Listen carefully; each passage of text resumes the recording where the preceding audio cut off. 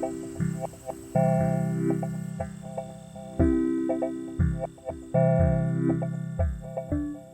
everyone, and welcome to our opening preseason episode for New Sun's Midwest Features, a podcast for and with artists, thinkers, and dreamers in the Midwest. In today's episode, we'll share some details on what this podcast is all about, the structure and timeline of events, and you'll also get to know the podcast hosts, myself, Charli Brissy, and the fabulous Marsae Mitchell. So, first of all, don't let the title of this podcast scare you off. Even if you're not located in the Midwest, that doesn't mean this podcast isn't for you. In fact, we're hopeful many of these conversations will be relevant to folks living in a variety of locations and communities, especially if you're interested in new infrastructures that centralize social justice and support independent artists. And that said, this podcast does centralize folks who are based around the Midwest. And we have an exciting season of 9 artists who either moved here at some point from coastal locations or who grew up here, or some who grew up here, moved to a city on the coast, and moved back. It's also important to note that the Midwest is huge. It is a whole lot of land that contains many different histories, cultures, identities, aesthetics, ecosystems, existing infrastructures, and so on.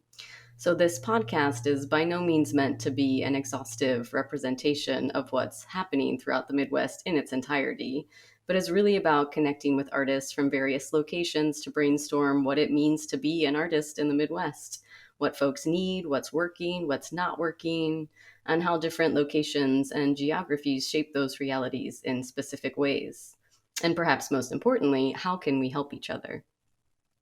So we can't release the entire season yet, but I can foreshadow a little bit of information for our first 3 guests, starting with Elisa Gregory, a fabulous performer, choreographer, and teacher based in Chicago, who is also the host of the Process podcast, which highlights dancers and dance makers in the Chicago area.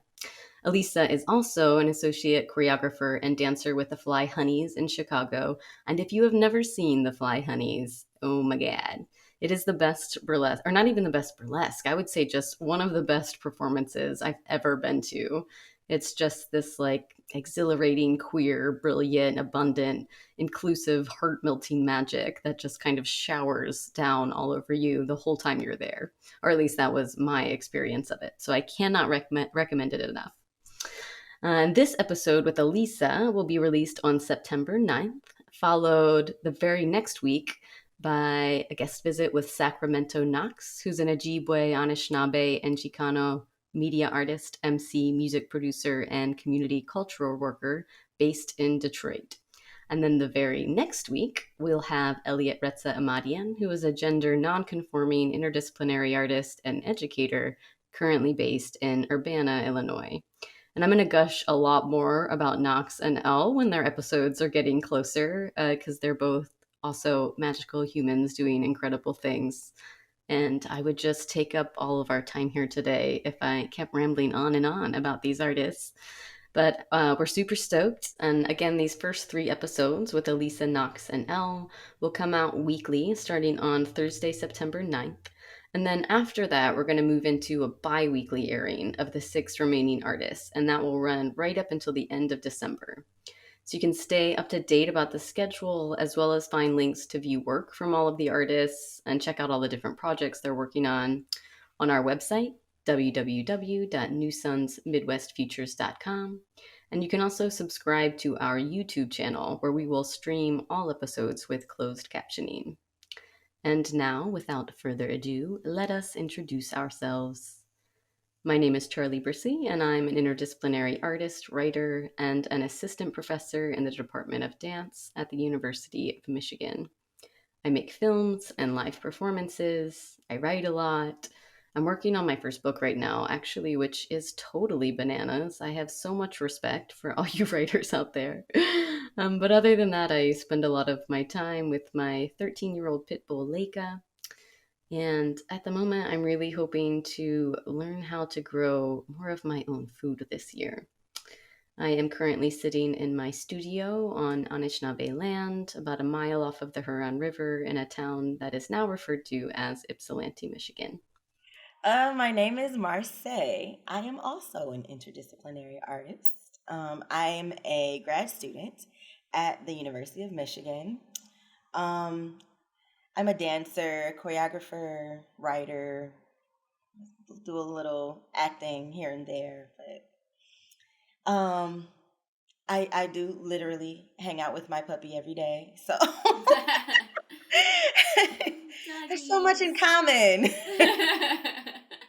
All right, Yeah. so what Marseille and I have planned is that we both came up with three questions, three secret questions that the other does not know, and we're going to do a little mini interview of each other. I have to say, I'm incredibly nervous. I think I hate this.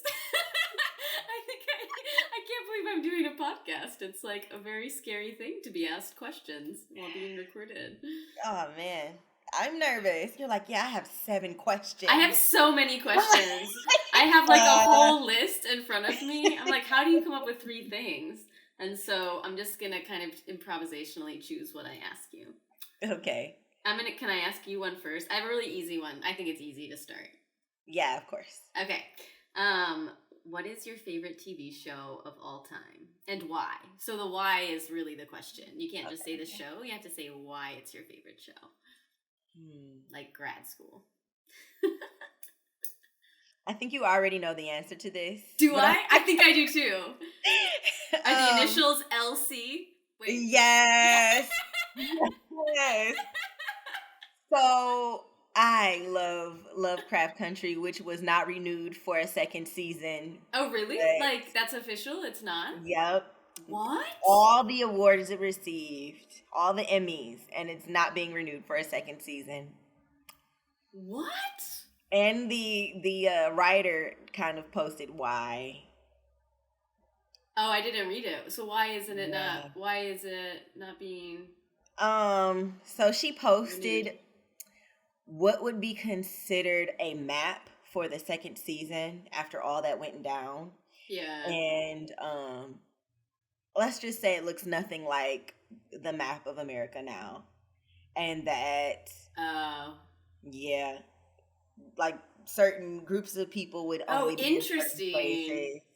Okay. And that the vast majority of the country went back to the indigenous. So I think it might have been like maybe 10 states. And of the 10, like the vast majority were like sectioned off, I guess you could say, for the African people. Okay. And then the whole rest of the country went back to the indigenous. Wow. I want to read this thing that you read about. Yeah, I want to read this if you'll send it to me. Absolutely. I'm like recounting. For those of you who have not watched Lovecraft Country, go watch you some Lovecraft Country. I mean, some of it is really hard to watch. There's some episodes in there that I was like, what? But I want to hear why you like it. Or, I mean, I kind of know because I feel like the whole time it was on, I was like, shouldn't we just cancel class and talk about watching it? So, like, yeah, I'm a bit of a sci-fi, like, fantasy geek. And I also love, like, historical TV shows and movies, like historical fiction. And it took history and reenacted it with sci-fi and gave, to me, like a sense of hope. Like, life could be different. Life could have been different. Life still has the opportunity to change. Yeah. Totally. You know I'm a sci-fi nerd. Yeah. Yeah, I love it. I love it because it has, like, the aesthetics of sci-fi, which I don't always care about. Like, I don't always care about the, like, spaceships and monsters, but it also has the, like, methodology of sci-fi that, like, power, like taking power or taking back power or building futures, imagining worlds that are not the world that is currently in front of us. Like, it has all of the, because I usually kind of nerd out on the sort of like sci-fi method or sci-fi as a method, and it kind of has both. It has these like crazy ass monsters and superpowers and like all this crazy shit going on, but then it's also like kind of using the more radical side of sci-fi, and like anyway, you know, like yeah, it's there's a lot going on there that I think is super Absolutely. dope. And it definitely discusses both the future and the past. And the past, yeah. Yes. Like there's one particular episode, I won't give too many spoilers, but there's an episode where one of the main characters is essentially told that she can be anything that she wants to be. All she has to do is just think it, believe it, and then she literally just goes and becomes it. Yeah. I think that might be one of the best episodes of television I've ever seen in my life. Like, and I've heard other people say that were like, was that the best? Like, that might be like the most important piece of television that ever happened. Yes. And I've never seen anything like it before. Not quite like that. Like that, yeah. And the part where she has the conversation, you know, with her significant other about like, you made me shrink myself. Yeah. You know, and that's so real to me, and I've seen it happen, you know, and it made me make decisions about not allowing other people to have an effect on the trajectory of my future. I'll say that. Yeah. Yeah. Oh, I love that. I love that Lovecraft Country is in this conversation immediately. So if you haven't watched Lovecraft Country, start at the beginning, and as you're watching, you can try to guess which episode we're talking about, because you'll know it when you're there. But you might think you're there, but then you're not there, and then you'll see it and be like, oh, this is it. So watch it. I have to. It's so good. Now I want to go watch it again. Maybe I'll go back. I'll return now to Lovecraft Country. Okay, well, that was, I think, multiple questions in one, but yay, thank you. Is it my turn? I guess so. I'm so scared. Oh, don't be. My questions are like typical. Oh no, that's good. What's my favorite color? I didn't get creative. They're typical, but they're kind of like they're a little bit prying. Okay. I'm sorry. Okay. Ahead of time. Sweaty. How has your identity informed your work? Ew. Oh yeah, that's big. How has my identity formed my work? Great question. I mean, the first thing that comes to mind is gender, which I'm sure probably heard me talk about before.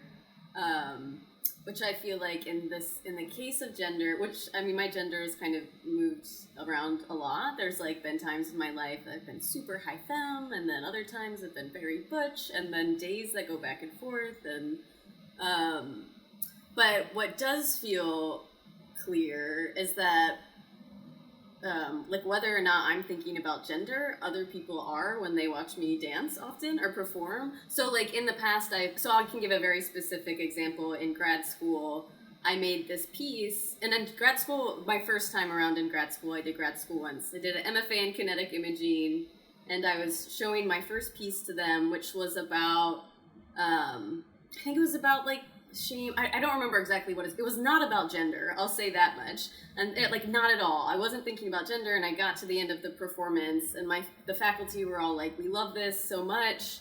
It's clearly this statement about gender and gender performance. And I was like, really? Because I'm just here, and that's like not what this is about. It's just me on a stage. And so in that moment, I had to kind of reckon with identity. Like, I can't remove my identity when I perform. And so same with like my whiteness, or, you know, what the kind of different locations that I perform in, I can't remove all of these factors of identity. So it got me to think about identity and like what I do and don't own, or what I do or don't, I don't know, like what's changeable or what's not about identity, which is a big thing. So I feel like even if I don't make dances about gender, but gender is always in the room because it just is, because I don't know, whatever I am, some sort of weirdo, sci-fi gender alien. But then, you know, now I think identity, I think more about my whiteness now than I do about gender, and things around power and like how power dynamics come into choreography and into rehearsals and into the room. And so I think that's where identity shows up more now, is thinking about power, my own, and like the infrastructures of the room and my collaborators.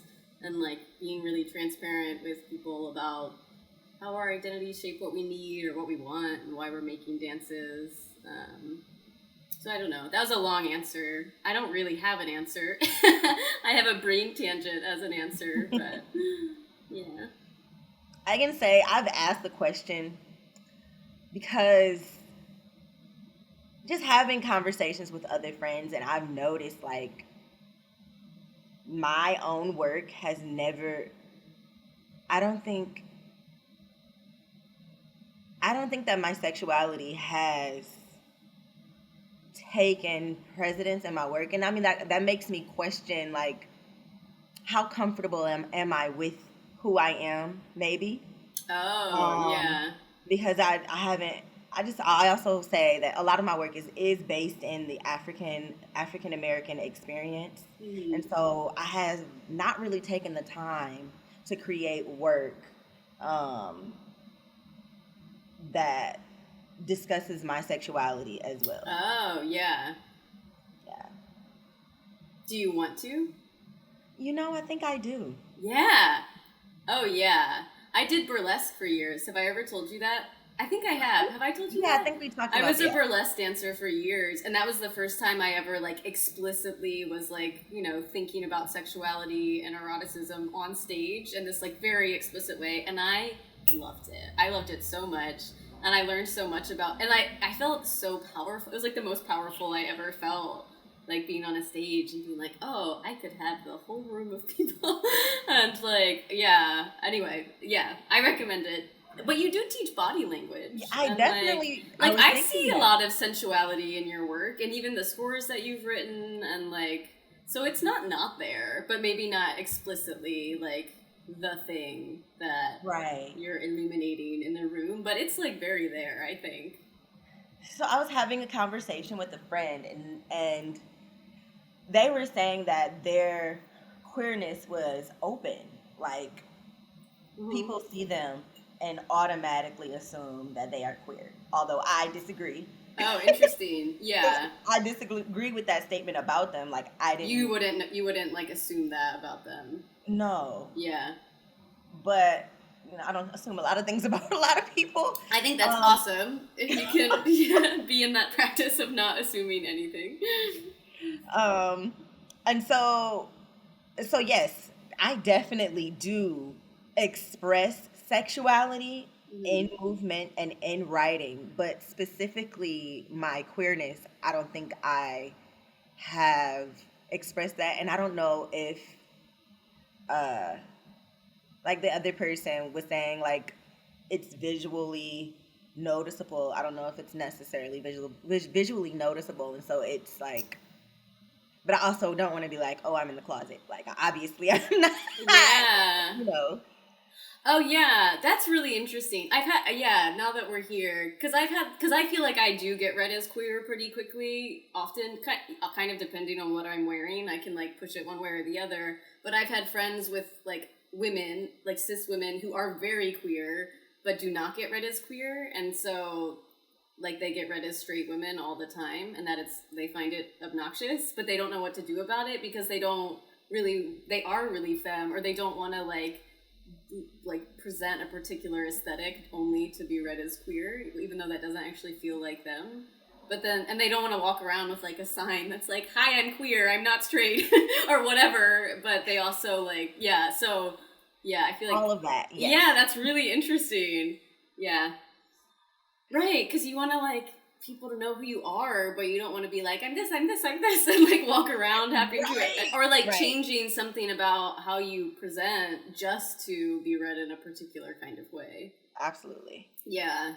I mean, I think I did that when I was younger, but that was because I'd never been around gay people, queer people, lesbians, and then finally I was in a city with queer people, so I was like, let everyone know, because I want them all to come to me. And so I like played the part I was like 19, but I really played the part because I wanted everyone to know. I definitely dressed in rainbows when I was like 21. Yeah. Like I wanted to walk down the street and just like make sure everyone, in case anyone was wondering, I'm available. Come find me.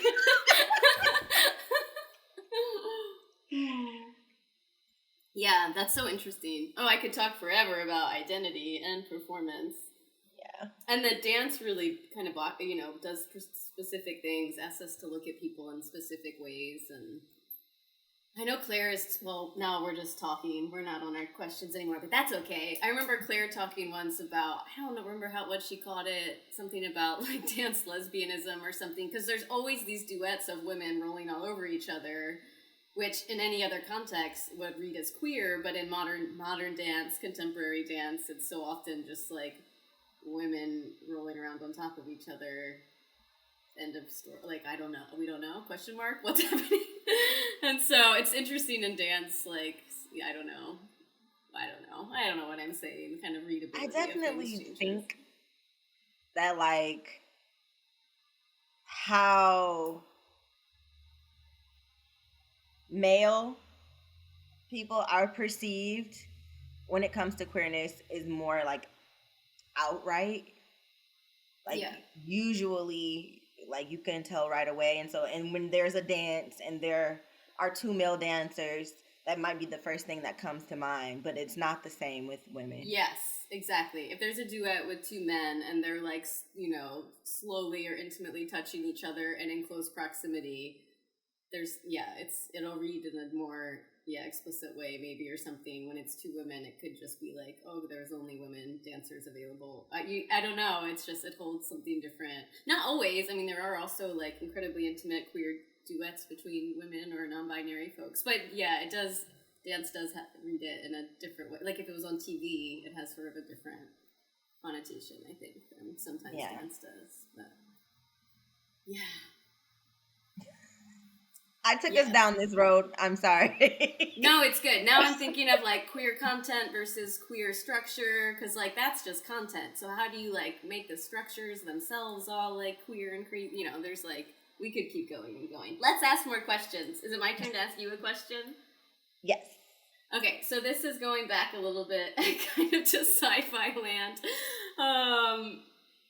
When I remember being in the pedagogy class, and in your teaching statement you were writing about the school that you wanted to build, your like kind of dream of this school, and you compared it, or not compared it, you were like likening it to, or kind of wanting it to be adjacent or parallel to Xavier's School for the Gifted, or for gifted youngsters. But basically the subtext of this paragraph was like, dancers are X-Men. And I remember reading it and being like, yes, they are. And like, I was so into it. And so, one, talk more about dancers as X-Men. And you even used the word supernatural in your statement in a very, not even in a like funny way. Like, it's very serious. It's like, I'm gonna like help young dancers hone their supernatural abilities, which there was no joke. There was no any, it was just like saying what it is. So I would love for you to talk a little bit more about that dream, and also just like your ideas of dancers as X-Men. So I feel like dancers in particular are supernatural. Like, we can transport audiences and sometimes other dancers into like other worlds, and make you believe and think that you are wherever we are, and we can do supernatural things, like, who else but a dancer can grab their foot and turn with in a straight, line, we definitely can do supernatural things. And so I'm hoping, not hoping, I shall have a school, that not just is like a dance studio, not just all about the 5, 6, 7, 8, but talks about, the science behind the movement, the kinesiology, the reason why the body is able to rotate 3 times is because the velocity, like really give them all the information about what they're doing and about what their body is doing, and even going so, deeper into the art form, and um talking about dance and art in general, not just on the European front or the European aspect, but going deeper into it, because dance is something that, for a lot of people of African descent, is innate. Yeah. You know, there are cultural aesthetics that have been passed down genetically. That in many West African cultures, dance is a form of prayer. It's a form of celebration. It's a form of, it's in everything that they do. It's the highest form of prayer. To be able to not just speak it, but embody it, along with music, of course, as well. So. I'm ready for your school. I think you and Knox should start the school together, and it would be like dream team of magic time traveling artists. But I also think talking to people about that ability to like transport people to some other time, place, consciousness, like, and really leaning into that, and that's amazing. Yeah, I have a lot more I can say about that, but I think there's really something special about that ability that we all kind of know, but don't really talk about what happens in that moment when you're like, I'm no longer where I was when I first sat down in this chair, and like, nice. That's pretty fucking cool. And yeah, I think I think maybe music also does that. Like, I think like other forms do that for the people who those forms are their thing. Like, dance is such my thing and probably your thing, and like that is the form that really like does the thing for me in choreography. But I think sure music and other things do it also. Absolutely. Which is why you and Knox make that school. Yeah, that would be so incredible. Yeah, I'm ready. We need it. Oh my God, we need it. It's gonna happen. And it's gonna happen. Detroit, do you think you would be in Detroit? Or do you want it to be somewhere else? I do think that the initial school would be in Detroit, but I'm thinking globally. I'm hoping that, I hate to use the word franchise, but that it would exist in more than one location. I think you can have extension and reach without being like a capitalist monster. Like taking over, especially with the work you're trying to do. It's not about like colonizing these other spaces or ideas and making money. It's like kind of the opposite, like from the bottom up, moving out, growing, planting seeds everywhere. You can think of it as growing, not devouring, and cultivating those seeds, into supernatural beings. I'm ready. Future. Oh gosh, we've only done 2 questions. That's okay. All right, do you want to ask me another question, or we can just only ask you questions from here on out and not ask me any more questions? Nope, I have another question. You're like, I have no more questions for me. I think you just answered it though. I think you really just answered it, because I know that you delve into so much like animation and obviously choreography and film. The question was, what is your preferred artistic practice? Oh, interesting. Yeah, I don't know. I mean, I think dance is really like, that is, my body understands things in a way that like, there's like literally not words. There's no English language for it. Like, I think like I trust my body more than I trust the words coming out of my mouth. And like, I often even wish I could, instead of trying to like try to communicate an idea to somebody, because it's just like trying to shove ideas into these like little word vessels, I always wish I could just like download my body and upload it to someone else and be like, that's how I'm feeling, and just like give them the real thing instead of like trying to say what the thing is. So I think because I feel like such a body person, dance is really like the thing in which I understand the world, and like, choreography or just how bodies move, and not just bodies, ideas and information and I don't know, objects gets kind of moved through time and space. I feel like there's like a sensitivity to that, partly that I think is because of being like, queer in the South and just like always wanting to know where everything was so that nothing came at me in like a bad way. I feel like there's like a hypersensitivity to choreography that also has now made me just love thinking of about choreographically about things. So yeah, I think dance, but I also love film. I love editing. I think I do film because I love editing, because editing feels like choreography, and it feels sometimes safer because I just sit alone at a computer and can just like time travel or sort of drop into this other consciousness where it's just about like, shaping time in a particular kind of way. And then, yeah, sometimes I get really overwhelmed in dance studios if there's lots of people, or like there's like stuff. I'm a weird noise person if there's like noises outside, or I don't know. I get overwhelmed with lots of people sometimes, which is ironic because I love choreography and people everywhere. But yeah, so sometimes making films is like just this nice like solo thing to drop into. But I also like writing, and I like all the things. Right now I feel like just like taking care of my dog is sort of my practice, and like she's so old and I don't know, sleeping. She's over there sleeping. Yeah. So I can definitely see like movement in general, like as your practice. Yeah. When you're editing, it's still movement. It's Definitely. still taking this piece and that piece, and we're gonna put it together, or separate, or change. Yeah, totally. I want to ask you the same thing, but my third question, I'm going to just ask you my third question, which maybe we'll kind of loop it in. But I wanted to ask you about what you're working on right now, which I kind of know, but I also know it's changed a lot probably, or, you've been working more since the last time we talked. And I know that you were thinking about water and working with water in different ways.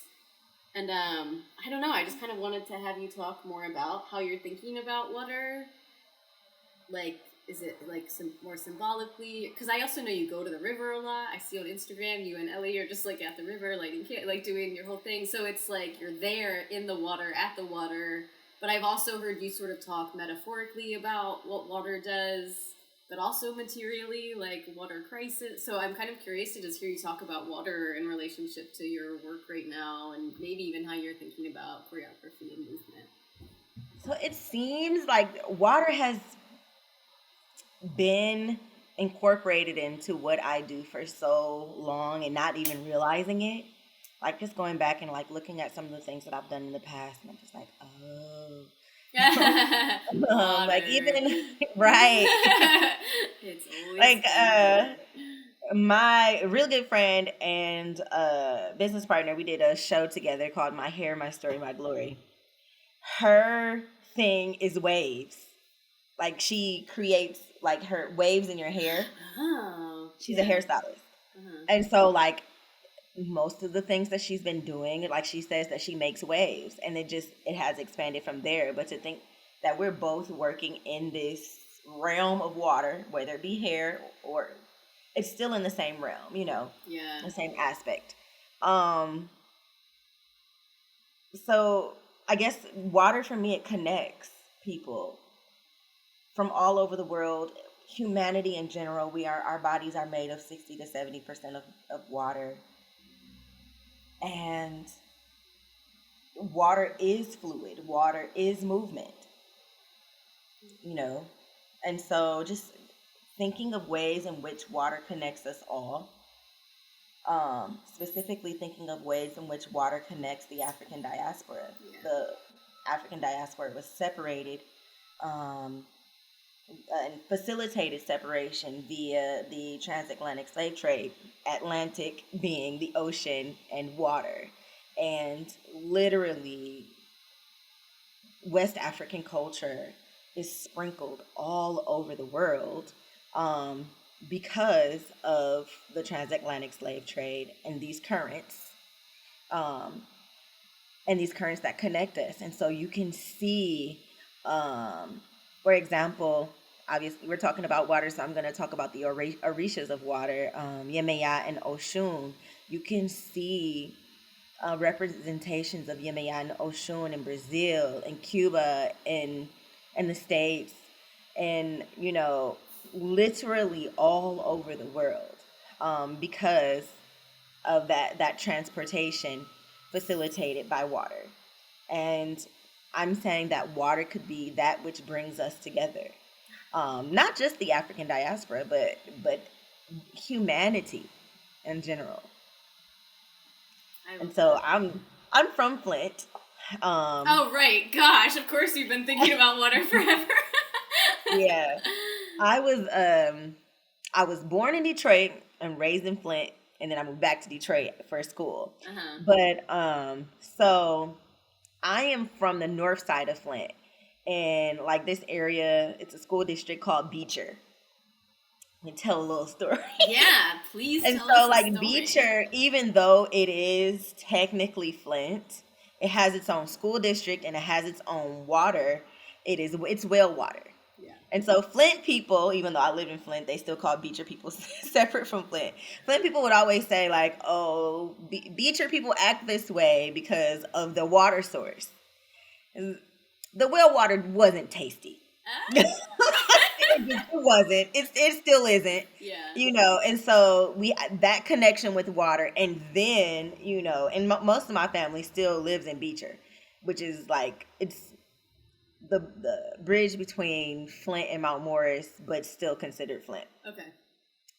And so then having the Flint water crisis, which has been going since 2014 and is still ongoing. Because in order for it to be fixed, they would have to replace the pipes in every home and every building and the infrastructure, and they have not done that Oh my god, because of course. the water from the Flint River corroded all the pipes. Okay. So it is an ongoing struggle. Yeah. And so obviously I feel incredibly connected to that. My god sister packed her family up and moved because she felt like she had no choice in order to protect her family. She could no longer be in Flint. Her water was literally brown. Brushing your teeth with a water That's bottle. crazy. Yeah. Babies take my Oh my god, yeah. taking baths and showers, and yeah, the water affecting your skin and all of that. Mm-hmm. So I feel incredibly connected to that because that is where I'm from. That's where my family's from. That's where I grew up. Yeah. And so I'm working through thinking about how to create a reconciliation with water Mm-hmm. in Flint, just because all you hear about Flint as of recent is the water crisis, which there was a crisis in Flint long before the water crisis. That's just added to the troubles that Flint already had. Oh yeah. That's definitely what I knew about Flint before I ever came to Michigan. I'd only heard of like Flint water. And I think there's a movie about it. Is there a movie about it? There are several movies. Yeah, there are okay. several documentaries about Flint. Yeah. And it the water wasn't the beginning. Yeah. Do any of the documentaries go there or go before, like talk about how the water was not the beginning, or are they all about the water? Many of the documentaries happened before the Flint water crisis. Oh, okay. Michael Moore has a couple of documentaries about Flint long before the Flint water crisis. There was already a crisis. Yeah. I think there's the big three. One of the big three was in Flint, pulled many of the factories out, and unfortunately poisoned the land, the water, the waste from making the cars. Poisoned the land. Yeah. And so and then when they pulled out, people no longer had jobs because that was the main source.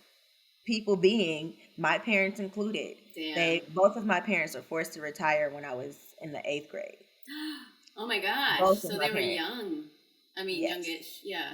Yeah. Damn. And so, like, literally, it went from everyone's pretty much doing well to everyone beginning to struggle all around at the same time. 2000, I think that's when around 2000 is when they started to pull out of the city. And so it's still the city is struggling. Yeah. And that's my home. Whew. Yeah. Yeah, it was interesting to hear Knox talking about some of the stuff he's been doing in Flint. And Tunde, I think, is from Flint also, although... Yes. Yeah. I don't know many more folks that are living there right now, but now I'm curious. Damn. So water. Whew. Water. Yeah. Cool. So I'm just hoping to use water to facilitate reconciliation in Flint. That's what I'm working on now, and how I can make that happen with dance, of course. Yeah, and you do like film stuff and live stuff, and do you know what the next, I'm just asking you more questions now. Do you know what the next iteration or like the next sort of project on your timeline is? If you don't, you don't have to answer that. I'm just sort of curious, like, what are you thinking for the upcoming year? Are you still, I'm guessing you're still working around water. Yes. So, I am hoping, so I applied for an artist residency in Flint. I'm hoping that happens. I have some things I'd like to do in the city, around water reconciliation. I've been looking at like an aqua arts festival, Cool. So like an arts festival with, a water theme. Yeah. Yeah. Have you ever been to that little aquarium in Detroit? I think it's on Belle Isle somewhere. On Belle Isle? I have. Aquarium. I've never been there. I looked at pictures of it because I was like, I want to dance in an aquarium. Although I have all kinds of mixed feelings about an aquarium. But anyway, yeah, I've just wondered if you've been there. It looks very cool. It's little. It's just like this teeny tiny little, like, it's just one room with like a couple fish tanks.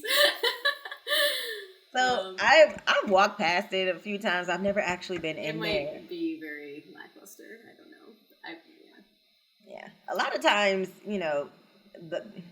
that place had been closed for so long, and it really, and then COVID happened because they're just starting to like rebuild Belle Isle, but then COVID happened, so it was closed again. It's so funny. I lived in Richmond, Virginia for 10 years. Have you ever been to Richmond? For any reason? Okay. But there's a Belle Isle in Richmond. Richmond's like a huge river rat town. There's this big river called the James River that goes through Richmond. And so most people, when it's warm out, just sort of pile down to the river and flock out on these rocks. And there's like all of these places you can go. It's like, it's so magical. It's like so integral to, I feel like, my life or something. But it's called Belle Isle. And so when I moved here and saw there was a Belle Isle in Detroit, I was like, wait a minute, I'm confused. Yeah, so I actually haven't really spent much time at the Detroit Belle Isle, but the name Belle Isle is, I know, I have to go. It feels crazy that it's like right here. Every single day until I moved here. Oh my gosh, let's go together. Every day. Yes. Take me. You have to pay, right? That's okay. I'll pay. Let's go. I would love to go before it gets cold. I'll have the little pass. It's free to get on. Let's go before it gets cold. Yes. I would love that. Okay, cool. Yay. Plans. Water plans. X-Men water plans. It's so dope. It's a really beautiful place. Cool. Well, I'm excited to see what you keep working on. Yeah. Did I lose you? Oh, nope, I'm here. Can you? You just went away. Okay. All right. I think that was my last question for you, even though I feel like I could ask many more. Keep it on the shorter side. My last question, you asked Knox. Oh no. What did I ask? Where do you see your artistic practice in 10 years? Oh my gosh, that's so crazy. I keep asking people that question, but I don't know what my answer is. I really don't. I think I just want to be collaborating with people in 10 years. I don't know. I'm so happy to just like be making work. I'm so excited to the thought of possibly doing live performance work again. But I have such a solo practice since I've moved up here because I'm still like not super situated in the Midwest. So many of my people, or like the people that I've worked with, my collaborators are in New York, or they were. Now they're all fleeing New York and like going other places. But I still, I just kind of am getting to know people here. So I deeply miss collaborating. I don't know. I feel kind of over this solo solo art life of just like making solo work and working on projects solo, and so I just kind of want to be in community so much more, and whether that looks like, you know, a film project, or that looks like a community garden, or that looks like I don't know, like working on a school. Like, I'm super committed to education, otherwise I would never fucking be in academia. And so like thinking through some new educational models, I feel less and less into this like, what will my work look like in 15 years? And I don't know, I think I'm looking just more and more towards how to be in community and figure out what that means here. And in COVID, you know, there's a kid in my life, so I'm like extra conservative around, or just extra careful around COVID stuff. So, you know, just, yeah, hopefully in 10 or 15 years, things will look a little different. But yeah, I just want to be in dialogue with others and somehow educationally focused on like building better education models for like younger folks or college age folks, you know. That age group of college, of the undergrad, grad is a whole different thing because you all are kind of returning and everyone's different age, but that undergrad age group of like 18 to 22 is such a specific time in one's life when you like just got out of high school and you're like, I want to do so much and I don't know how to do any of it. And like, I really like working with that age group. It's really hard inside of academia, but kind of keep figuring out how to make that better. I don't know that I'll be, maybe in 15 years I'm not in academia anymore. You've started your school, your X-Men school, and I don't know, there's other things going on that I can come be around. Academia is no longer in the world. Have the X-Men school, a community garden near some body of water. Yeah. And then some like huge venue people can perform in or teach classes in. A huge venue as in just like big space, not like huge as in like fancy or special. Just like big, we have space to do whatever people want to do in, and like take care of each other. Nature.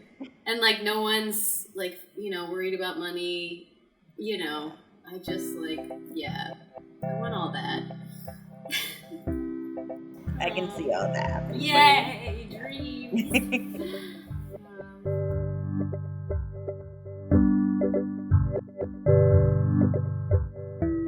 Thanks so much for tuning in today. We're really excited about what's in store, and we hope you will join us next week for the first official episode with Elisa Gregory. This podcast is supported in part by the Center for World Performance Studies at the University of Michigan. You can find us on Instagram and YouTube, or check out our website, www.newsunsmidwestfutures.com. Take good care, and we'll see you next time.